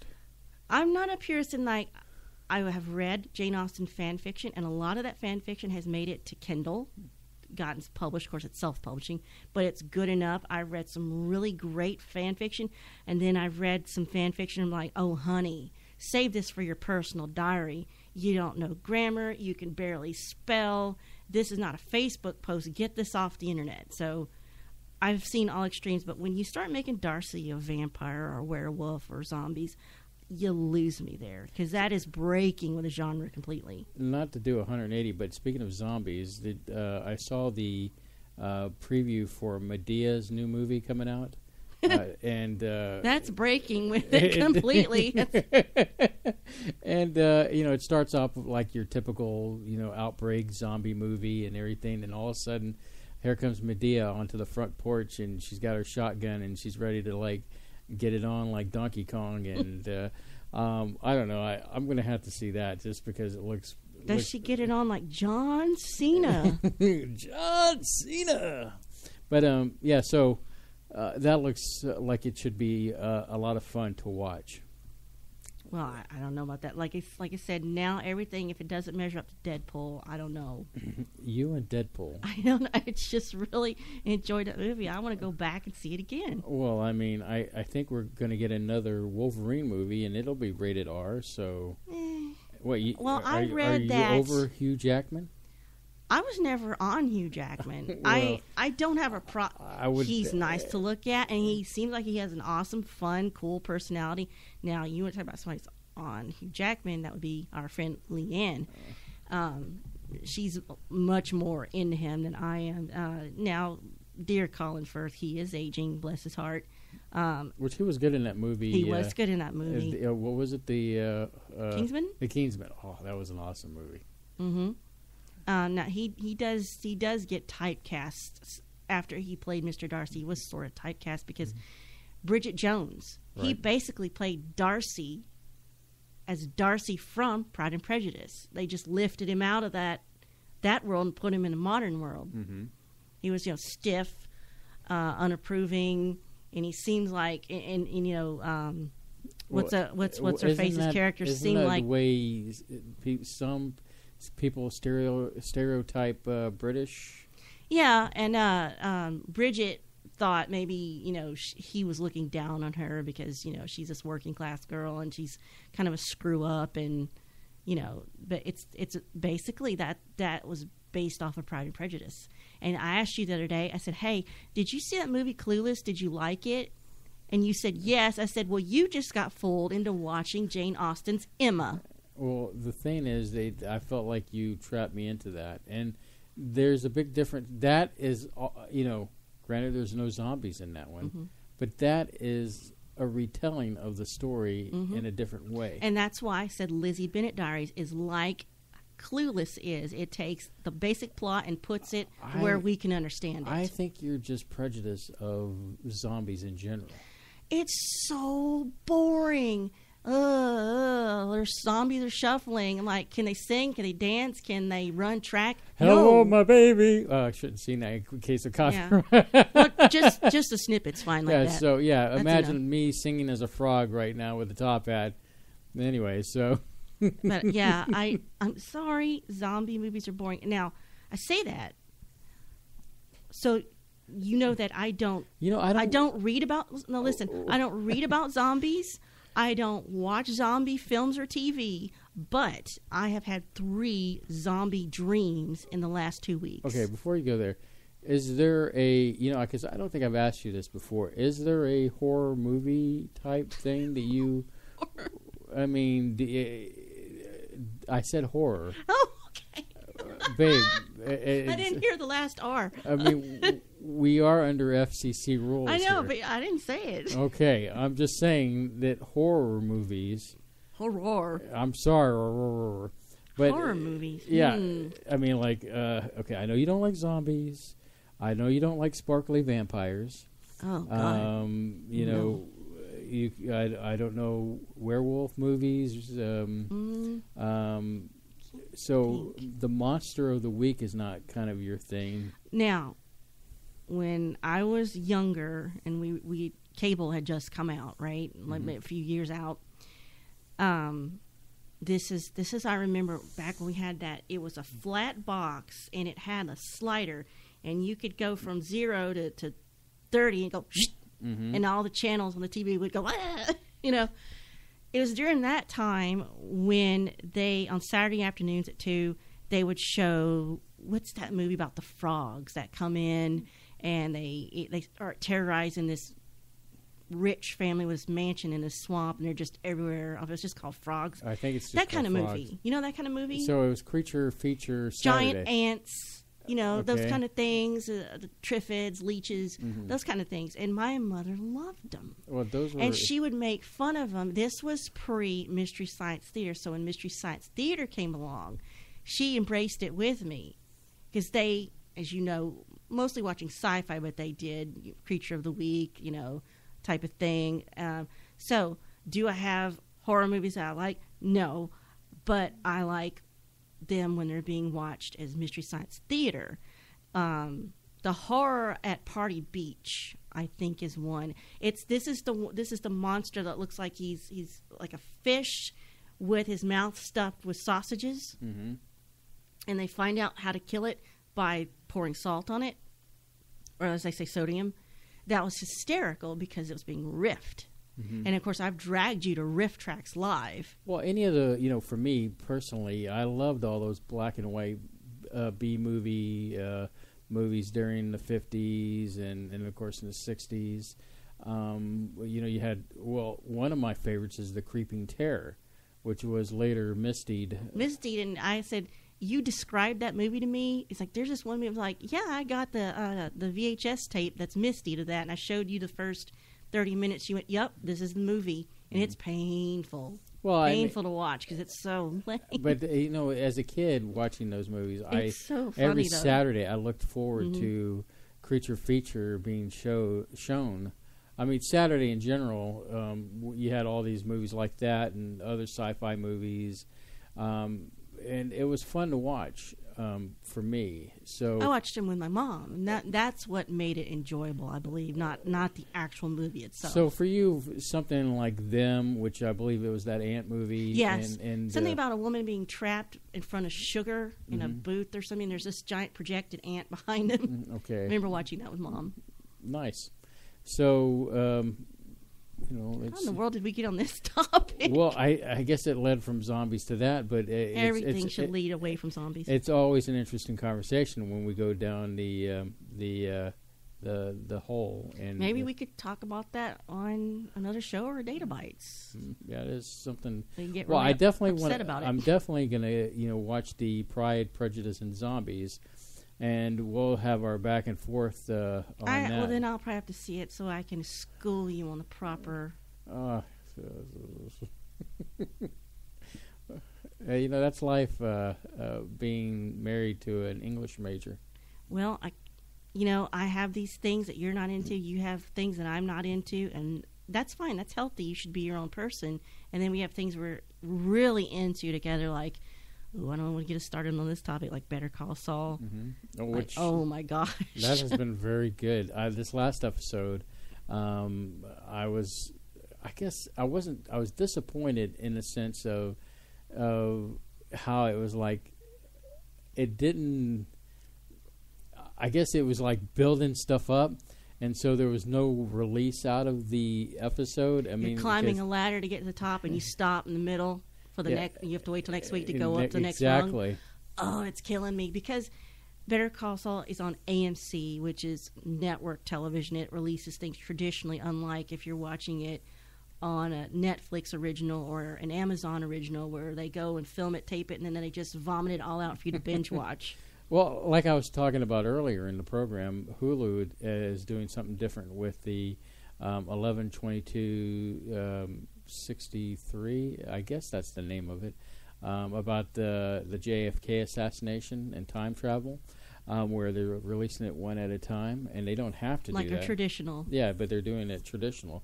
You and I are way past watching in regular television. We don't have cable. We don't have local channels. Nothing. Yeah, we got to a point where we were just tired. We just have internet connection. Now we just do a la carte. We watch what we want to. We pay for Roku. we pay for what we want to watch, and we scour the internet for anything new that might be coming out and that looks interesting, and it cuts through a lot of the BS, if you will. No commercials. No commercials. Well, Hulu does. I haven't paid for the Hulu I no don't commercial watch Hulu. Jump thing, and Oh my gosh, I am loving YouTube Red. Oh, you are? Oh my gosh, no ads interrupting anything. You can play a video, leave the app while it's still playing, go check your Twitter, Facebook, your email, and you could still hear the audio, and then come back into the YouTube app, and you can still see. It's just great. You can even download that video for 30 days. Well, I still have my reservations on, because I have my own Red YouTube thing, and I'm waiting to see the good out of that. So we can only hope that it brings some goodness to the near future. So as a quick reminder, Gordon will be on next Saturday, so we'll have to wake him up. Make sure he's drink a lot of coffee. Talking about what? JFK? The JFK assassination. Speaking of which, the JFK. More history, excitement, and all that good stuff. So with that said, let's go ahead and get out of here, Surlana. Yay! It's nighttime. It's another show in the can. Indeed. Good night, everybody.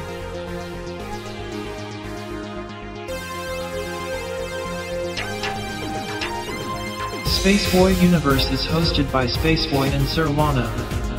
Executive producer is Surlana. Producer credit goes out to Dennis Koch. Find Spaceboy at spaceboymusic.com and spaceboyuniverse.com.